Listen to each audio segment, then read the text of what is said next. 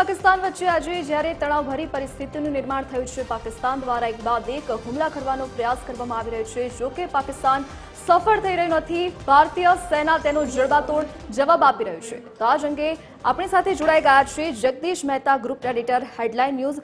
જગદીશભાઈ, ખાસ કરીને પૂછવા માંગીશ કે જે પહેલગામ પર હુમલો થયો હતો ત્યારબાદ ભારતીય સેના દ્વારા જે એર સ્ટ્રાઇક કરવામાં આવી હતી અને ત્યારબાદ જ પાકિસ્તાન પોતાની હરકતો દેખાડી રહ્યું છે, એક બાદ એક હુમલો કરવાનો પ્રયાસ કરી રહ્યું છે. આ ઘટનાને આપ કેવી રીતે જોઈ રહ્યા છો? બેન, તમે શબ્દ બરાબર વાપરો છે. પાકિસ્તાન ભૂલ જ કરી રહ્યું છે. પાકિસ્તાન ગમે તેટલી હિમાકત કરે, ભારતને મિલિટરીની દ્રષ્ટિએ કદાપી પહોંચી વળે તેમ નથી. પરંતુ અત્યારે જે હિમાકત કરી રહ્યું છે એ એની હિમાલય જેવડી ભૂલ સાબિત થશે. કારણ કે ઇન્ટરનેશનલ લેવલે પણ ભારત માટે થઈને અત્યારે જેના ડ્રોન એટેકથી માંડીને મિસાઇલ એટેક છે એ બધા જ પુરાવા રૂપે આપણને મદદગાર પણ થશે. પુરાવા, દસ્તાવેજી જે ડોઝિયર આપણે બનાવીને વિશ્વ સમક્ષ પ્રસ્તુત કરીએ છીએ એ ડોઝિયરમાં અત્યારે કચ્છ ખાવડામાં થી માંડીને ભુજ થી માંડી આદિપુર ઇત્યાદિમાં જે ડ્રોન તોડી પાડવામાં આવ્યા 5 જગ્યાએ, અને બાકીની જે આપણા જેટલી સરહદી રાજ્યો છે એટલે કે શ્રીનગર, પંજાબ, રાજસ્થાન ઇત્યાદિ, ત્યાં પણ મિની મિસાઇલ થી માંડીને ડ્રોન હુમલા કરવામાં આવી રહ્યા છે. એ બધા જ આપણે ઇન્ટરનેશનલ લેવલે શિકાયત કરીને આપણું હવે પછીનું જે એક્શન થવાનું છે એનું વાજિબપણું જે છે એ સાબિત કરવા માટે તેને મદદગાર થશે. આપણે કચ્છમાં, તમે હમણાં જ મેં પણ તમારી ચેનલ ઉપર સાંભળ્યું એ રીતે, એના નાગરિકો તો તૈયાર જ છે. રોજ સાંજે ભુજ, આદિપુર, કચ્છ ઇત્યાદિમાં સાંજના 7 વાગ્યા પછી દુકાનો બંધ રાખશે. બધા જ લોકો પેનિક કર્યા વગર બલકે એકબીજાને સહયોગ આપવા માટે તૈયાર છે. કારણ કે કચ્છની જે પ્રજા જનતા જે છે એને તો 65 અને 71ના યુદ્ધ વખતે આવી બધી જ સિચ્યુએશન્સ જેને કહેવાય એનો સામનો કરેલો જ છે. એટલે એ લોકો તો અમુક રીતે કયો તો ઘડાયેલી પ્રજા છે. પરંતુ આ નવી પેઢીએ જે જોયું નથી, આજનું આ વખતનું હવે જે યુદ્ધ છે એ નવી પેઢીનું યુદ્ધ છે. નવી પેઢીનું એટલે જેમાં ઇન્ફોર્મેશન ટેકનોલોજીનો ભયંકર ઉપયોગ થાય છે, જેમ કે સ્માર્ટફોન ઇત્યાદિ. તો સૌથી વધુ એ જે પેનિક ફેલાવતા જે મેસેજીસ જે છે એને બહુ ગંભીરતાથી લેવા જોઈએ નહીં, અને એને બને ત્યાં સુધી તંત્રને મદદરૂપ થાય એવી વ્યવસ્થા કરવી જોઈએ. બાકી અત્યારે ભાઈ પાકિસ્તાન જે કંઈ હિમાકત કરી રહ્યું છે એને ભારત જે છે વળતો જવાબ આપવા માટે તેને સક્ષમ થઈ જાય એવી ગુસ્તાખી છે. અત્યારે ઇન્ટરનેશનલ મોનિટરિંગ ફંડ એણે જે IMF એણે જે $1 બિલિયન એવી મોટી જે આર્થિક સહાય કરી, એટલે પાકિસ્તાનના જીવમાં જીવ આવ્યો છે. અને એના રક્ષા મંત્રીથી માંડી અને વડાપ્રધાન કહી રહ્યા છે કે હવે તો યુદ્ધ એ જ કલ્યાણ. પરંતુ એને ખબર નથી કે ભારતની સામે પાકિસ્તાન બચોલિયું ગણાય. ભારતની પાસે જે સિસ્ટમ છે, જે પ્રકારના નૈતિક મનોબળ છે, જે પ્રકારની રાજકીય ઈચ્છા શક્તિ છે, આપણી સૈન્ય સામગ્રી છે, શસ્ત્ર સંપદા છે, એની સામે પાકિસ્તાનનું લેશ માત્ર વજૂદ નથી એમ તો ચાલે. પણ મરતા ક્યાં નહીં કરતા એની જેમ પાકિસ્તાન અત્યારે ગુસ્તાખી ઉપર ગુસ્તાખી કરી રહ્યું છે. એનો અર્થ એમ છે કે હવે પછીની પ્રત્યેક રાતો પાકિસ્તાન માટે કયામતની રાત બની રહેશે. બેન જી જગદીશભાઈ, હાલની જે પરિસ્થિતિ છે તેને યુદ્ધ તો ન કહી શકાય, પરંતુ યુદ્ધ જેવી પરિસ્થિતિનું નિર્માણ તો થઈ રહ્યું છે. ભારત ખાલી સુરક્ષાના ભાગરૂપે જે તેમના દ્વારા હુમલો કરવામાં આવી રહ્યો છે તેનો જવાબ આપી રહ્યો છે. યુદ્ધ ખાલી પાકિસ્તાન ઈચ્છી રહ્યું હોય તેવું લાગી રહ્યું છે. અને હાલની જો પરિસ્થિતિ જોઈએ તો જે સરહદી વિસ્તારો છે તે તમામ લોકો પર અત્યારે ખતરાનો વાદળ મંડરાઈ રહ્યા છે. એ જ એને ડિપ્લોમેટિક લેંગ્વેજ કહેવામાં આવે છે. પૂર્ણ કક્ષાનું યુદ્ધ અને લિમિટેડ, મર્યાદિત, આ બંને શબ્દો તમારા ને મારા માટે સિમ્પલ લાગે, પણ એનું ઇન્ટરનેશનલ ડિપ્લોમેટિક જે ક્ષેત્ર હોય છે એમાં બહુ મોટું વજૂદ હોય છે. પાકિસ્તાન અત્યારે જે કરી રહ્યું છે એ ઉકસાવાની ભાવના છે. એટલે કે પોતાની રક્ષા માટે હવે ભારત સરકાર કશું જ કરે તો ઇન્ટરનેશનલ લેવલે આપણને કોઈ મુસીબત પડે નહીં અને પાકિસ્તાન અલગ થલગ થઈ જાય. અત્યારે પાકિસ્તાનને ભલે થોડું ઘણું પણ, કારણ કે એને ત્યાં પાકિસ્તાનમાં સૈન્ય બળવાની પરિસ્થિતિ છે, એના વડાપ્રધાનને ભરી સંસદમાં શિયાળ જેવા લુચ્ચા અને ડરપોક એટલે કે બુઝદિલ એવું સુદ્ધા કહેવામાં આવ્યું છે, એટલે એણે આ પ્રકારના અટકચાળા કરવા પડે તેમ છે. પરંતુ પાકિસ્તાનને પણ ખબર છે કે અત્યારે ધોળા દિવસે જે અટકચાળા કરી રહ્યું છે એ મોડી રાત પછી એના માટે ભારી પડવાનું. એટલે પૂર્ણ કક્ષાનું યુદ્ધ નથી, એના કેટલાક નોર્મ્સ હોય છે. પૂર્ણ કક્ષાનું યુદ્ધ એટલે જેમાં થલ સેના એટલે કે ભૂમિ દળ જેમાં ભાગ લે એને પૂર્ણ કક્ષાનું યુદ્ધ ગણાય. અને ભૂમિ સેના ભાગ લેશે અને માની લો કે કોઈ ચોકી, ઇલાકો, પ્રદેશ કે કોઈ પણ થાણું, મિલિટરી કશું જ પણ ભારત ત્યાં સુધી પહોંચે તો એ ઇલાકો જે તે દેશે ગુમાવવો પડે અને જે ઇલાકામાં જેનો વિજય થાય એનો ઇલાકો ગણાશે. એટલે પૂર્ણ કક્ષાનું યુદ્ધ તો આ નથી. ભૂમિદળ હજી ચિત્રમાં એટલે કે એક્ટિવ નથી. અત્યારે વાયુદળ અને આપણું નૌકાદળ એ જ એક્ટિવ છે અને એ પણ આપણે સીમા લાંઘા વગર એટલે આપણી સરહદને વટ્યા વગર આપણે એના ઉપર મિસાઇલથી માંડીને એન્ટી રડાર સિસ્ટમ આપણી જે છે એન્ટી મિસાઇલ સિસ્ટમ એના દ્વારા એની ડ્રોન અને એના મિસાઇલ જે છે એને આપણે આકાશમાં તોડી પાડી રહ્યા છીએ. તેમ છતાં કેટલાક બનાવોમાં આપણે જાણીએ છીએ કાશ્મીરમાં રજૌરીમાં એક વરિષ્ઠ અધિકારી સહિત 3 જણાના ગઈકાલે જ રાતના એમાં મોત નિપજ્યા છે. આવી રીતે ઘણી ક્ષતિઓ પહોંચી છે. આપણી જે સરહદી વિસ્તારોના ગામડા છે એના ઘણા મકાનો તૂટી પડ્યા છે, અનેક લોકો દાઝી ગયા, ઈજા થયા છે, કેટલાક લોકોના મૃત્યુ થયા છે.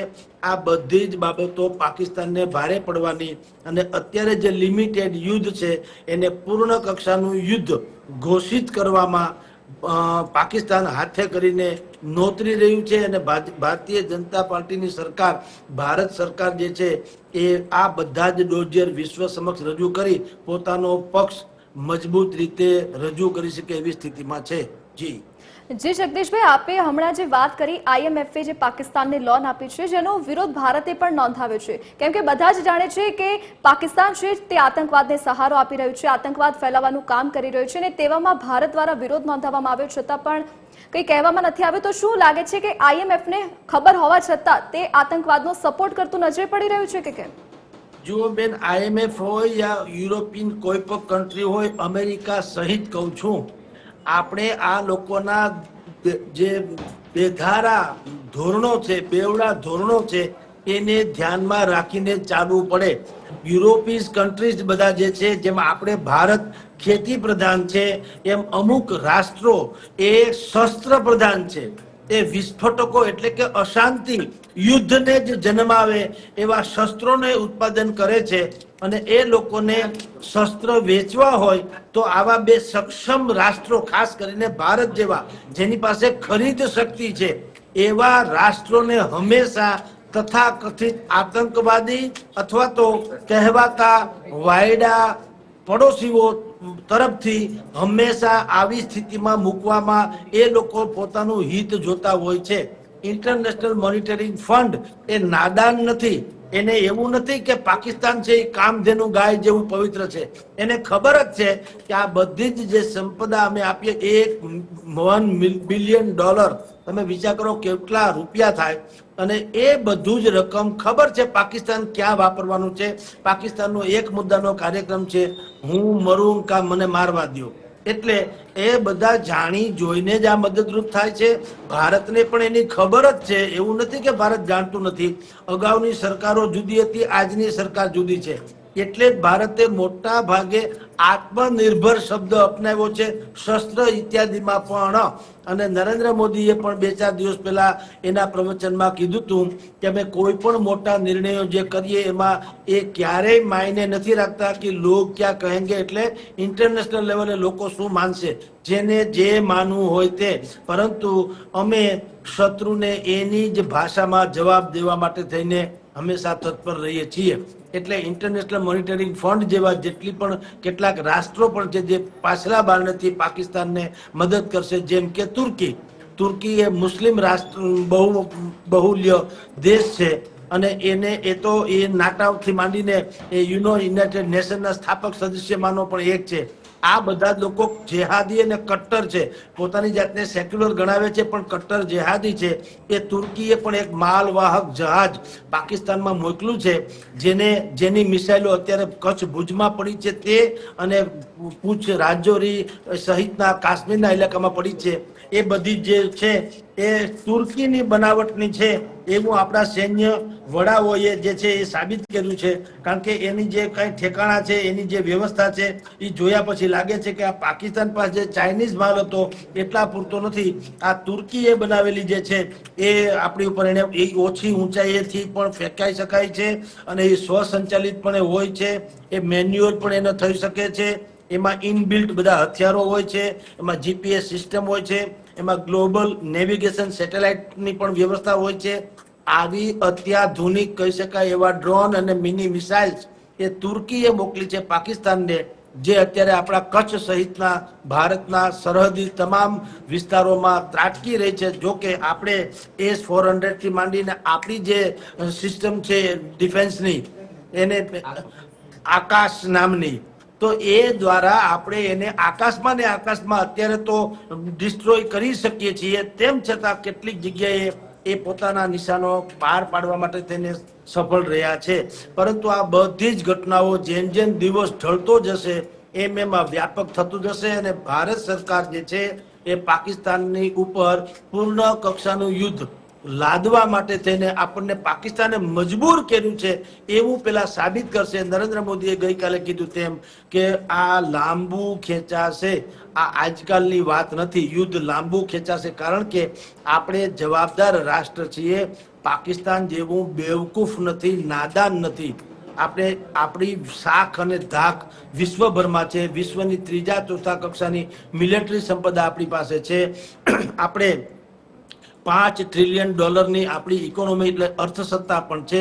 વિશ્વની જે કેટલીક મહાસત્તાઓ છે એમાં આપણું દામ દબદબો પણ છે. અને જગત આખું અત્યારે ભારતને શાંતિદૂત તરીકે પણ જોઈ રહ્યું, કારણ કે વસુધૈવ કુટુંબકમ એ જે આપણો મંત્ર છે એ વિશ્વ માટે અત્યારે આવશ્યક છે. એટલે કોઈ મોટું રાષ્ટ્ર બ્રિટન હોય, લંડન આપણે બ્રિટન હોય, અમેરિકા હોય, રશિયા હોય વગેરે, તે આપણી સાથે સીધી રીતે કોઈ અણબનાવ કરવા માંગતું નથી, સંબંધો ટકાવી રાખવા માંગે છે. કારણ કે આ ભારત એક માત્ર એશિયા ખંડમાં એકમાત્ર એવો દેશ છે જેની પાસે ખરીદ શક્તિ પણ છે અને આટલા વિપુલ પ્રમાણમાં 140 કરોડની આ જે આપણી સંપદ સંખ્યા છે એવો ગ્રાહક વર્ગ પણ છે.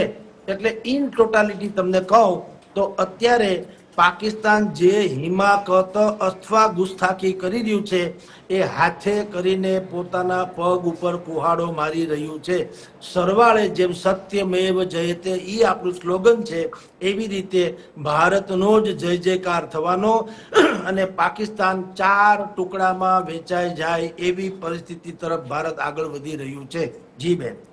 જી જગદીશભાઈ, આપ જોડાયા અમારી સાથે TV13માં, તે બદલ આપનો આભાર. તો ભારત પાકિસ્તાન વચ્ચે અત્યારે જ્યારે પરિસ્થિતિ તણાવભરી બની છે તેવામાં ભારતીય સેના સજ્જ છે, તમામ હુમલાનો જડબાતોડ જવાબ આપી રહ્યું છે.